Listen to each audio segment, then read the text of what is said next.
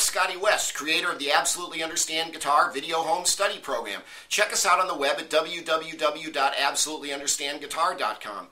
I'm here today to talk to you about improvisation. I know a lot of you are interested in soloing. You like styles like blues and rock and jazz where there's an improvisational aspect to the music. You get to make up the melodies right on the spot. And what could be more fun than that? That's some of the most fun you can have in music. Everybody wants to be able to solo. I think a lot of times people don't really have the whole picture of what that's really about.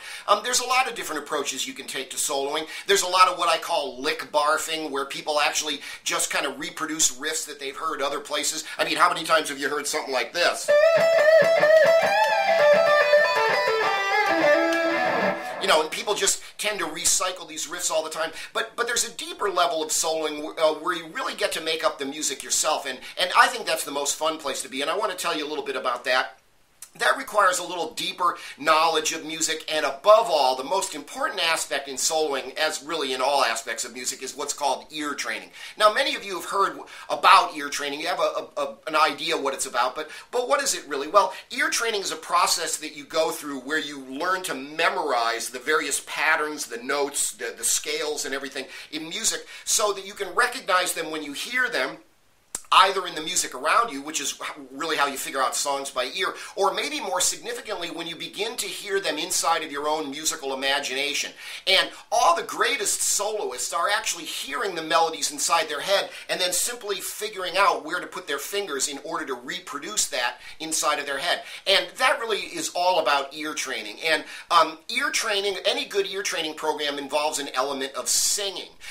You use singing to help you memorize the different patterns. And an interesting thing to realize is that whenever I'm soloing, basically what I'm doing is I'm just singing inside my head. And then I'm trying to put my fingers where I need to in order to reproduce that stuff that I hear. And so a lot of times people don't know where these solos actually come from, but actually I'll show you right now. You heard me soloing a little bit in the beginning. You might think that's because I know my theory and I know my finger patterns and all that, but it isn't really. You want to know where that solo really comes from? Here, I'll show you. It comes from here.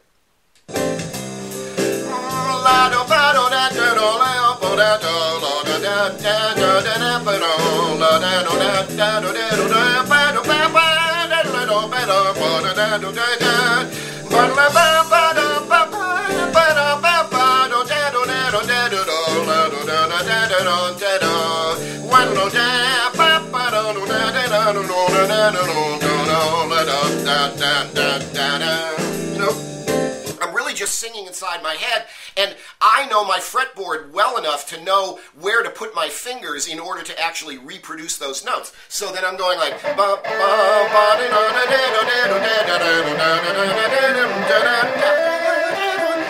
And if I get up too high, I'll just sing in a lower octave. I'll sing with my voice in a lower octave.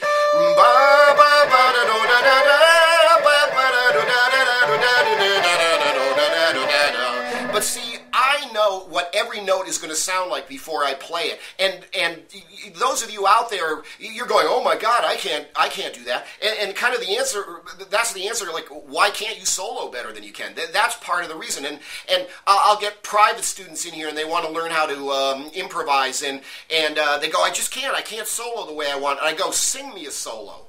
And they go, what, are you crazy? I can't do that. And I go, well, no wonder you can't play one. And the singing isn't really the thing. The singing might just be the proof that you're really hearing the stuff inside your head. And that's where ear training is so crucial.